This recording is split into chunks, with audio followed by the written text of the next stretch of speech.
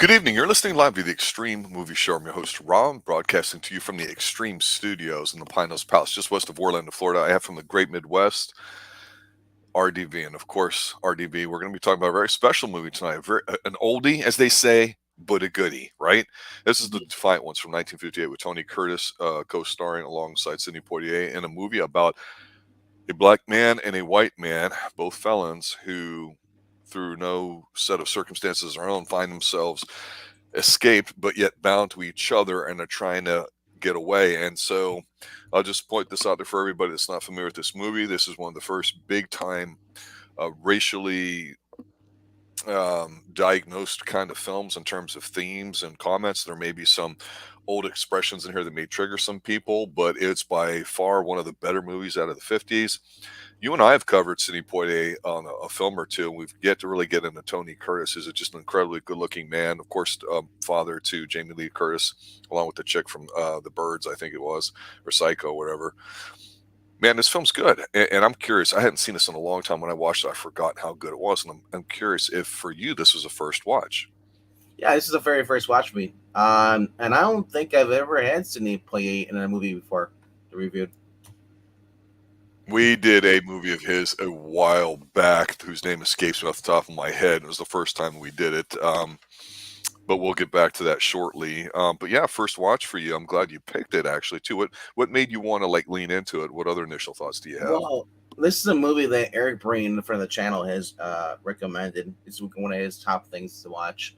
Yep, I know he talked to me about it when Sidney had passed away. yep.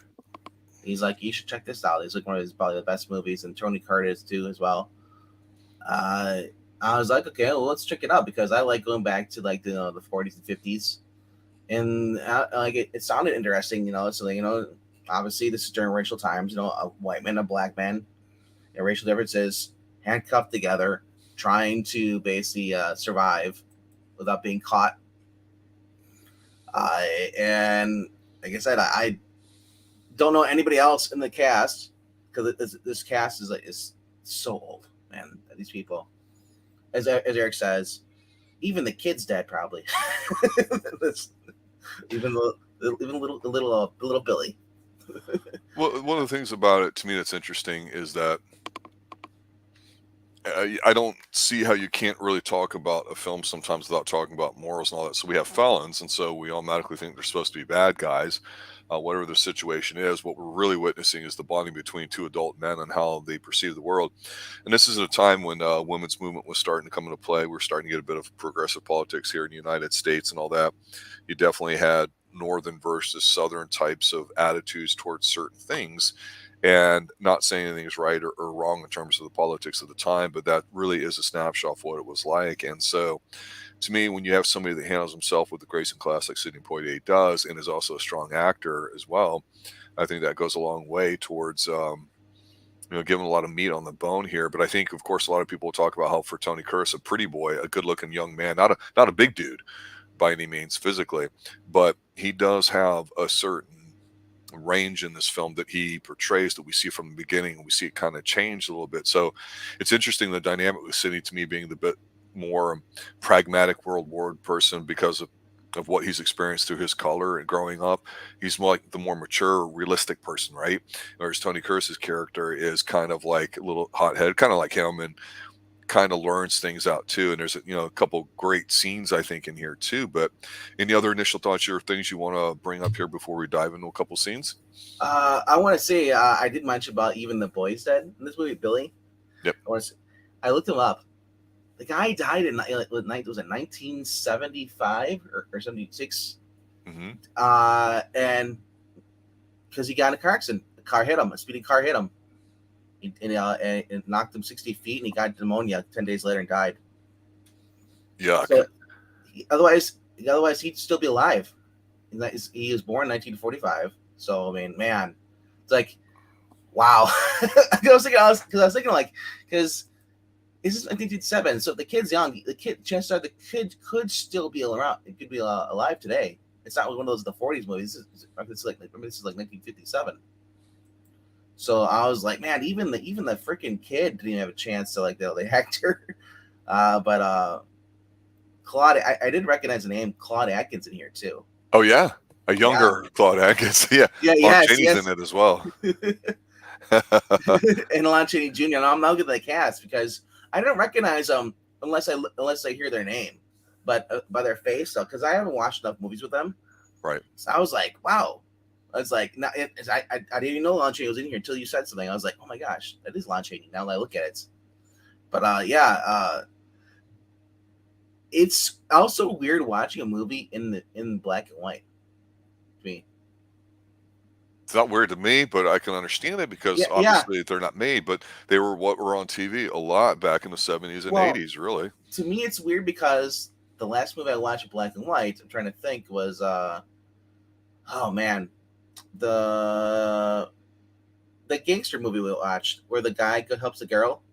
What movie was that with Pixel? Pixel reviewed it with him, and then the guy dies at the end because the girl driving the car. They're gonna leave. She comes back into his life, and then Oh, tosses him the out. last one I thought we watched was the Humphrey Bogart one. Was that Bogart in that one with the girl? Bogart one, yeah, where they go down to South America and all that. Because Yeah, that was good. the one where he's hiding out and she runs. Oh, because I remember. The one I'm thinking about is the one. I thought it was. I thought it was. I thought it was great. I thought it was someone else. Because I remember Whatever. Details.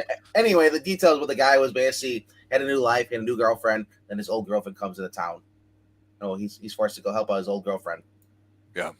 Yeah. Anyway, so Dark Passage though is also great in black and white. So like I said, I don't really watch a lot of stuff in black and white. Most stuff I watch is in color.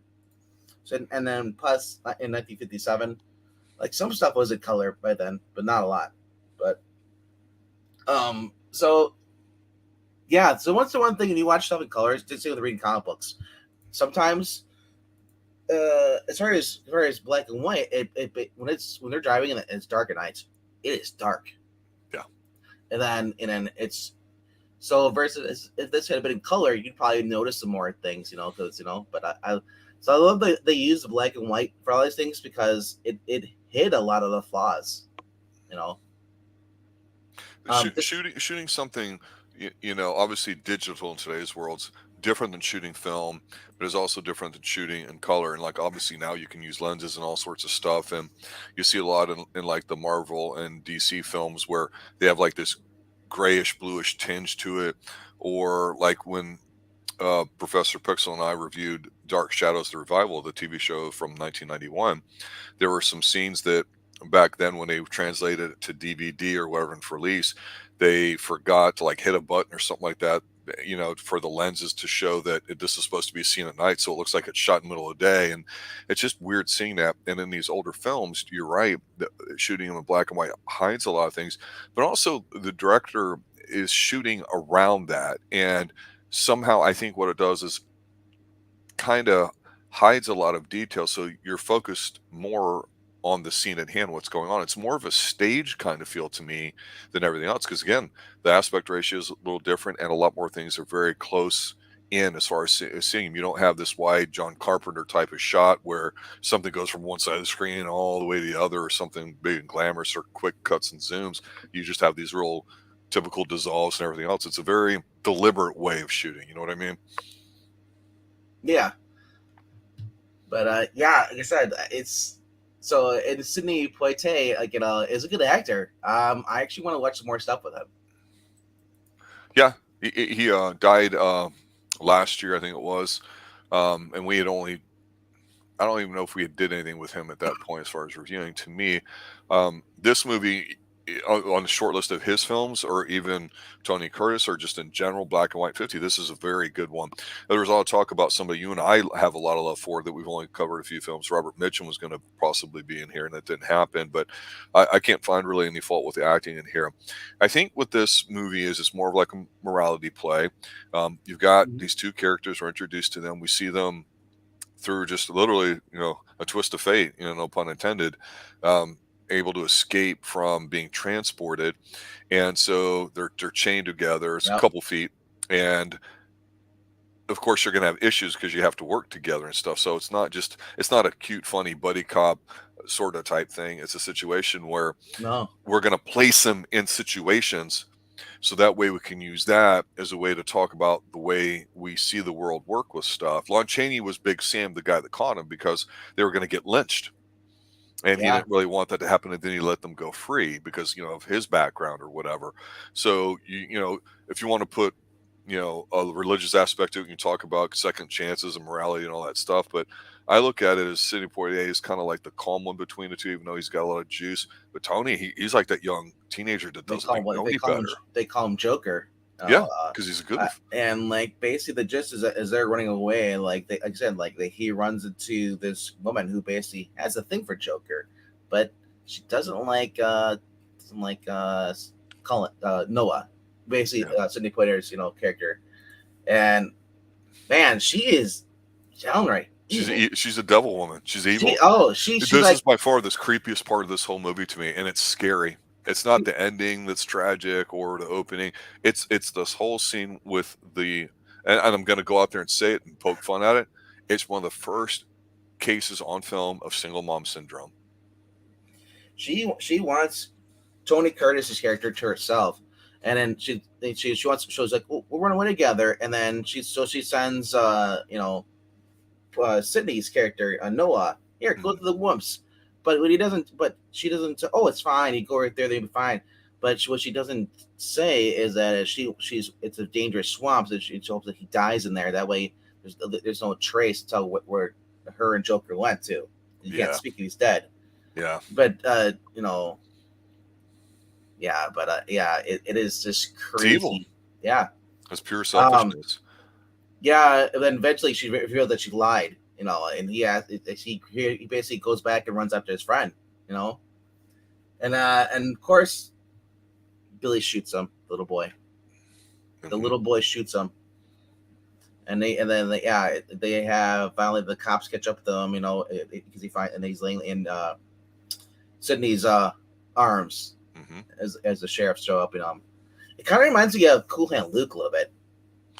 Well, it's interesting you say that because here again, back in the late 50s here, women still not allowed to vote. The idea was, of course, that men who did vote had what they called skin in the game, for lack of a better term, and that's how it was thought of. And so there's this big push, not only for that, but for African Americans to be that way too. And it's like you had all this dynamic coming on, so you throw them two together on screen when nothing like this has happened yet. I think it's a pretty daring movie, which you definitely don't see today, right? And to kind of back up a little bit, once they get free, they got about six. The whole plot is they got about 60 miles to go till they think they can catch a train and go north.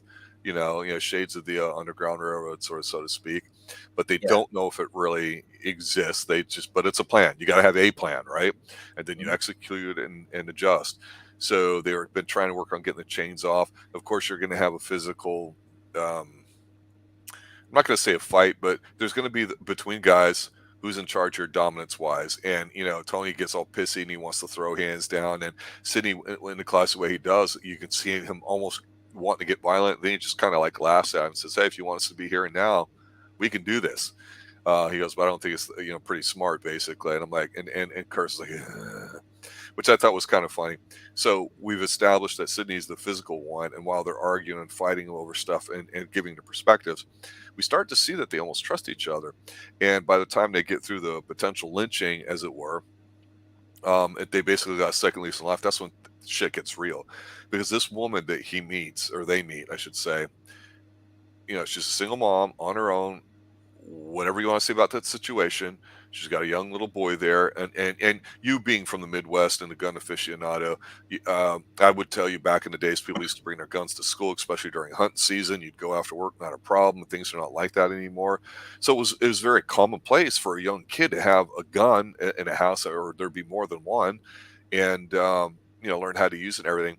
So this lady has zero compunction about saying, well, yeah, if you just go through swamp, blah, blah, this and that. And it's kind of like, okay, this is it. And the white guy's going to run off with the white woman and the white kid and all that too. And it goes to show that this woman's devious. She's like, yeah, it's no big deal to you. And you described it already about how she was just like, yeah, it's really just a dangerous swamp and all that. And he's like, and you can just see Tony Curtis in the scene.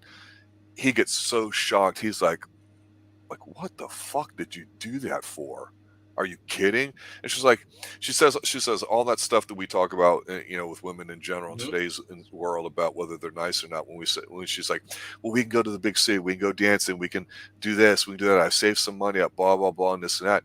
And he's like, what? I'm not going with you. You're crazy. I don't care how available you are or good looking you are or whatever.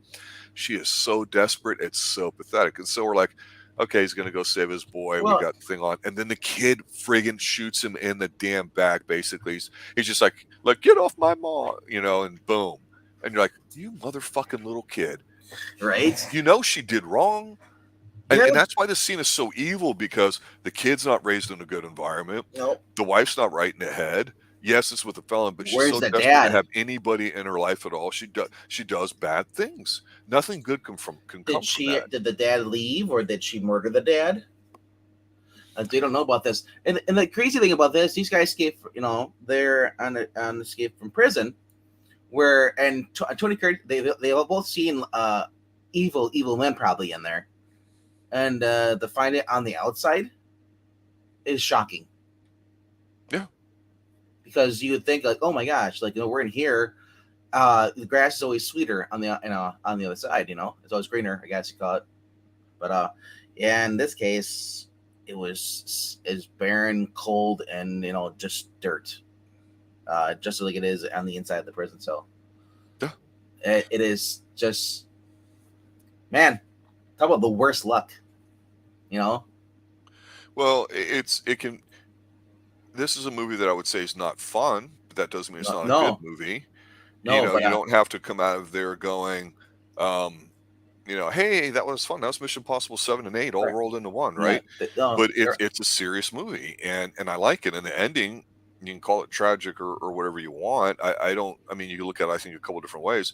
So he's wounded, right? Joker is, and he meets up with Sidney, and they make it to a train basically. But because he's injured, he can't quite make it to the train. So again, we get the classic, here, come here, brother. Let me stick my arm out for you and help you on. And Sidney, gets him on board or whatever. But he can't quite pull him on board, so they fall.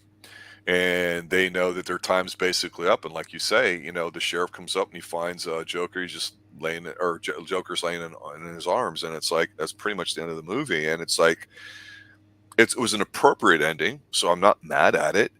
I don't know. I mean, they kind of talk about what they did and how they got in, and you can judge for yourself whether you think it's adequate punishment or not. But certainly by today's standards, things were a lot tougher back then in terms of if you broke the law and what would happen. It seems like everybody can get away with literally everything today. So you can look at it like a morality play. You can look at it just through the lens of, I'm not going to say racism, but I'm just going to say race, different viewpoints, right? You can look at it as like a little bit of an adventure, I think, because it does feel like, their time is up. And if it wasn't for their acting, I don't know that this movie would be elevated. I think it's like a good movie, or it's got like there's a lot of really good parts in here, but somehow like the sum is greater than the parts. It's like basic ingredients, but a perfectly cooked meal, and in the hands of somebody who knows what the hell they're doing, they can make it taste a lot better. And it's hard to get that. And again, you just go, well, I've got Sidney and I've got Tony, therefore it's going to be a great film automatic. Well, not necessarily. I mean, they're still both somewhat relatively young in their career. I don't know. I thought it was a very appropriate ending. I have zero issues with that at all. I'm curious how you felt at the end. The end. Well, it's depressing. It's like these guys almost had it made, and this shows you the harsh reality. When you try to cheat the system, it's almost like karma. You escape from prison, and there's slim chance that you make it out alive. Yeah. That's why I always felt about Cool Hand Luke. It's such a bittersweet movie. I mean, there's some happy moments in there, and then you get to that ending. It's just like the harsh reality. It's like like, oh, he's gonna make it, and then no. But I mean, yeah, I don't think so. But anything like Cool Hand Luke, you remember a lot. You remember all the different sayings. Like I always remember the egg scene. That's the one that sticks out for me. Right. But when it comes, so that like this is like it's gonna be like the kid in the back. He shot little Billy. It's like Billy, you need to go off in the corner and die, you little bastard. Tony Curtis, I've only seen him in one other movie before this. Mm-hmm. Something Like a Hot. I watched that. Okay. Yeah. So, Yeah. and I know his daughter is Jamie Lee Curtis, Yes. but Yes. like I'm trying to think, what is he? He reminds me of another actor that just recently passed away. Looking at him, and I'm thinking like he kind of reminds me of Ray Liotta. And the face has facial feature stuff Maybe kind of, a sort little of. bit. So Yeah. I definitely wanted to see some more movies with Tony Curtis, and it's. I was looking up some of his good stuff. He was in Operation Petticoats Hmm. with Cary Grant, and then he was also in The Sweet Smell of Success. Same year as this. He was a charming individual, and so I think that's one of the things besides being pretty that kind of helped him out. And he can Yeah. act. That always helps too. So very engaging kind of persona. And I've always talked about Sidney as being kind of just a classic kind of guy. He was in a fun movie with Robert Redford called Sneakers, I think in the early '90s, which is one we've been on our short list forever here on Mhm. the Extreme Movie Show. But obviously, when he died, he was in his 90s, so he'd been around for quite some time and he had seen a lot. It's pretty interesting because you talked about how you want to have fun in a movie and be entertained. You want to have a happy ending, and I think that when I say the ending is appropriate, I don't mean that it's good or it's bad, like it's or it's happy or whatever. You're right. There's a lot of morality stuff that became plays and became TV's movies, and they would almost have a little bit of lesson here. So I think that's the beauty of this film is not only is it just visually really fun to watch, it's got a lot of different angles you can look at it, and depending on your life's experience, whether you're younger or older, you can pick things out of it. And if you can get past the dated language of the fact that it's black and white, especially if you're a younger person and you're looking at supposedly classic films to watch, and just say, is this really what's going on in the scene here? Yeah, the woman just flat out lied. Didn't feel any remorse or guilt about it Wow. because she just wants to do this. And the kid, you're like, yeah, that just happened. Yeah. The other thing is the other thing watching these older movies, you gotta realize some of these guys served in World War II. Yeah, there's Uh, a hard edge to them. You're right. And yeah. also, they couldn't, like, say, show two people, in bed together. Yeah. But their language, the way they would write, and it would leave nothing. Of course, they wouldn't cuss or use vulgar language, but the way they would look and all that, that they were, say, having relations. Okay, I mean, it's very, He it's not stuffy like people so think. speaking of Cary Grant did a movie in 1933 called Cash Drive. It was about submariners, you know, and during World War II, or so he was inspired by that. He joined the Pacific Submarine Force Hmm. and served on the USS Proteus till the end of the Second War. Yeah, he also witnessed the Japanese surrender at Tokyo Bay from a ship's signal bridge about a mile away. That's crazy though. A lot of these guys, World War II survivors, and then going on from that and like doing other jobs. Like a lot of them don't get credit for actually like serving in the war. Not to their recognition. They're like, oh, he's an actor. Like, well, they also served in the war too. I it's cool that they became something else, but I always recognize them like it's because not everybody went. Some Right. people stayed. Some people stayed behind. But like back then, it's crazy. World War II, people enlisted. People willingly enlisted. Yeah, Uh, it's a different yeah, mindset today yeah. for all sorts of reasons. But the older generation that served, that they just have a certain more worldly view about things as far as appreciation stuff. So I think the whole moral center is obviously a lot stronger, generally speaking. Older people, we could talk about whether that's wholesome or bullshit or not or Well, whatever. But most you well, know, my other people were point. not naive back then. My other point is that we were watching actors back in the day that served in World War II versus actor days who didn't serve in any world wars whatsoever. Didn't do any military background on some of them. So it's like you see it. You see some of how some of the movies are, and yeah, the way some of these guys act and stuff. Some of them probably have seen combat. You don't know that. It's just like it changes. It changes the way I guess they act. You'd say, Right. yeah. Like Tony Curtis, has he been shot before? You know, you know, and plus some of them know their way around guns, so Yes. it's more believable when they use a gun versus these guys that are like who's never fired a real gun before. He only had props, you know. So like you get to see some of that. That's why I like I said, John Wick doesn't have much of a plot, but he knows that they actually knows how to use weapons and they're using it correctly. Yes. Agreed. Yeah. Yeah. So back to the And they display all those techniques on there yeah, for you in full view, whether you know it or not. yeah, I agree with you totally. yeah. Yeah. So I mean, when I look at some of these older movies like this, it's like you have more experience from these actors than in some of the ones of today. But Yeah. so this apparently it's just, I was looking at the box office for this back in the day. Did well. Very According well. to U.S. and Canadian rentals, 2.75 million on a budget of 778,000. Yeah. About 34 times its budget. That's awesome. Choke on that, Indiana Jones. He's been choking. What are you talking about? He's been choking since Last Crusade. And take that alien turd, and you know what? Yeah. So for you hardcore older viewers that are part of the Extreme Movie Show, and we know you're out there. Uh, I did not realize this, but I was just looking up somebody because I was like, this person seems familiar to me, and apparently Alfalfa from our gang Was is in in it? Yes. this movie. I'm like, you got to be shitting me! I didn't realize that because you'd mentioned before that like Lon Chaney, you didn't really recognize it unless you go Lon Chaney the Wolfman. Oh yeah, it looks like this guy. Yeah. I saw. Unless you're a connoisseur of the old films and you're constantly watching them, yeah, you're not gonna always I catch these guys, right? Yeah, I saw that on the IMDb. I'm like, oh my gosh, Alfalfa's in this. And he got whacked over like a money issue. Jesus He plays. Christ! He's Agnes. Carl Switzer. It was his final film. This what movie was. Yeah. No, it's a great film, really. I mean, it is definitely up there. I don't know about the politics of the time, why it didn't win Best Picture. I'd have to look that up. I'm not what I call a hardcore aficionado, like a lot of people on Twitter or people that have popped in when we've done Bogart films or these other types of older films and all that too. So the cool thing here about the Extreme Movie Show is we, even though we are 80s based, we bounce around and check out different genres.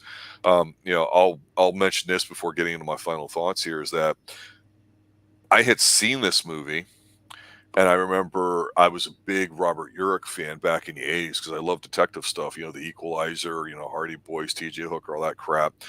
And I remember there was a made-for-TV movie, which those still existed back then. Robert Urich, who was Spencer for Hire, was this felon who escaped with my boy Carl Weathers, and it's the same thing. It's just a remake of the Defiant ones. And I'm watching this movie going, and then my mom's like, "Oh, this is just like the Defiant ones with Tony Curtis." And I'm like, "Oh yeah, I think we saw that in school, Mom." And it's like really good, and it made me think of that film. And I go, the original is probably the superior one because at that time dealing with all those themes. But I still remember thinking that the Carl Weathers one was actually done pretty well. Because of course he plays the Sidney Poitier part there, and Robert Urich plays the other part. So that's an interesting one too. And we've often talked about checking out sequels or remakes, comparing them to the original, and seeing what we like or didn't like, or if it works or not. But yeah, pretty powerful story.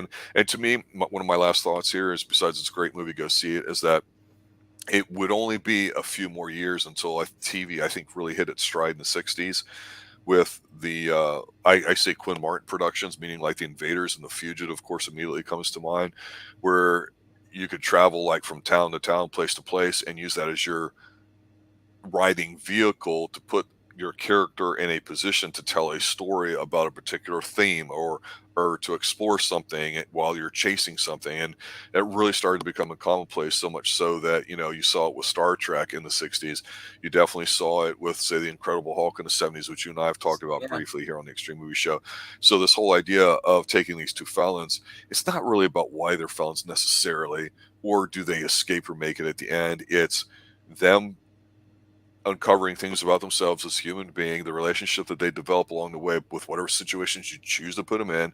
And I think it was very daring to go immediately from escaping to lynching to being turncoated on you, by a woman to, fuck it, we're not going to make it. And it's bittersweet to your point, but that you have to have that for a certain ending to have that emotional impact. If nobody dies, nothing happens. You know what I'm saying? Yeah, so this is rebooted like 3 times. 1972, we go to Pam Grier, Margaret Muckoff, Black Mama, White Mama. That was the gender flipped. Yep, exactly. And then 86, the made for television movie. You may watch it with Carl Weathers and Robert Urich. Then 1996, it was made again with Lawrence Fishburne and Stephen Baldwin, called Fled. And then lastly, see, I didn't even make that connection, but you're right. Yeah. And then I'm looking at this on the Wikipedia. It says that I forgot about this in Red Dead Redemption 2. There was an optional quest line where the player can help two chain gang escapees, a white man named Mr. Black and a black man named Mr. White, evade the law. Right. Be wrongfully convicted for a crime or hand them over to the authorities over their boundaries. So like this movie has just been crazy, like just adapted constantly or nodded to because it's such a great film. You know, yeah. What's the best thing about this film? The thing that you enjoy the most? Oh well, I do the black and white. I do enjoy it for a lot of things. I would love to see it in color now. It'd be crazy. But throughout the whole entire movie, man. Oh man. I do love this. I just love their bond between Sidney and Tony, their characters. Right. Like we always talk about, oh, there was slavery and racism, all that stuff like that, but that's not necessarily the case. There actually were people. There was always been racist. Sure, there's always been wars. Yeah, there's always stuff. There's always something going on. Yeah, and that's the thing. It's like it'll be back then. Not everybody was racist. It's just like there's rotten apples today. There's a lot more back then, I guess, or I guess I think more people focus on that. There's more racists like the KKK and all that stuff, but like there were a lot of good, honest men who didn't care if the guy was black or not, or Jewish or whatever, or Japanese. They weren't. They treated him as a human being, and they treated you back like a human being. So, and this movie perfectly captures that that not everyone's racist. We're like, well, you say this was a fictional story, blah blah blah. It's like, no, you go back and you talk to anybody back then, there weren't people going like, oh, I don't like that black guy over there, or the old man or black man saying, I don't like that white guy. There wasn't a lot of that, But yeah, it's like I say, it's definitely one of the more interesting films in terms of what it captured at the time. Yep. Not just race, although that's obviously the main factor people will focus on. But to your point, what's a relationship? It's relating between two people. That doesn't mean you get along. It means you're figuring things out along the way, and that doesn't guarantee anything at the end, whether it's success or failure I kept or anything else. thinking of Amos and Andrew. That was the other one. I was thinking, was that Tim Robbins and someone else got handcuffed together? They were running. Interesting. I was trying to remember. There was a movie where, or maybe I'm thinking of Fled. I thought there was a movie with Morgan Freeman where he's handcuffed to somebody, wasn't there? I don't know that. I'd have to research it honestly. But it's been remade a couple times, like you said, to your point too. But it just, even the remakes is modernized as they may be, or in color and all that, they just don't have the same emotional punch to it because this is, of course, the original. And I don't know if any of the acting, even though there's been some good actors in these remakes, really matches up what you get on screen with these two guys. It's like you get both people pretty much raw and peaking. I'm not saying it's their best acting jobs of all time, but you don't have somebody that's clearly, in a twilight of their career and somebody young up and coming that's stealing the show. It's not like that at all. These guys, No. just the sheer bigness of their acting ability and their charisma really comes through in here, and that elevates everything. It's like you just do your little role, and damn it, that little kid Billy needs to die. I mean, it's if it doesn't evoke something powerful out of you, then that's kind of surprising, because like I said, I haven't seen this in probably a good 30 plus years, and watching it kind of all started coming back to me, especially once they got past the lynching part. I'm like, oh, I remember this now. And so our next movie is Black Mama, White Mama. Yeah, that's probably next Tuesday here on the Xtreme Movie Show, because Sunday night, unofficially, we're probably going to go ahead and be reviewing the new Mission Impossible film. So we'll be looking forward to that. But yeah, we've talked about Black Mama, White Mama, Blackula, a lot of the exploitive stuff in the 70s. Pam Grier stuff, man. All right, guys. Thanks for watching. Thanks for listening. It's a Defiant Ones with us and RDV from the Great Midwest. Obviously, thanks for showing up again tonight and spend a few minutes just kind of reviewing things. Guys, if you have a special request, let us know what that is. We definitely look forward to that. We get a lot of excitement and enjoyment out of picking a film that you want us to review, and you give us our take on it. Got any questions, feel free to reach out to me. For those of you out there that run your own channels and do your own thing on there that are looking for some cross promotion, or would like us guesting on there so we can explain what the Extreme Movie Show is about and how we've approached things, reach out to me. My email's and my handle there, and also on Twitter. And you can also get a hold of RDV too. RDV, is there anything else you want to add? Not much. If you've never watched this movie, you're doing yourself a disservice. There's a lot of good movies from the 40s and 50s. Check them out, man. Yeah, I'll see you guys in 15 minutes over on the Geeky Puppet Show. If anybody wants to listen to me talk about comic books coming out this week. There you go. It's an up-and-coming affiliate channel, as we say. So there you go. So, maybe you're the affiliate channel. Well, ego gets the best of us, right? Pride cometh before the fall. All right. Have a good night, everybody. Stay extreme. Later.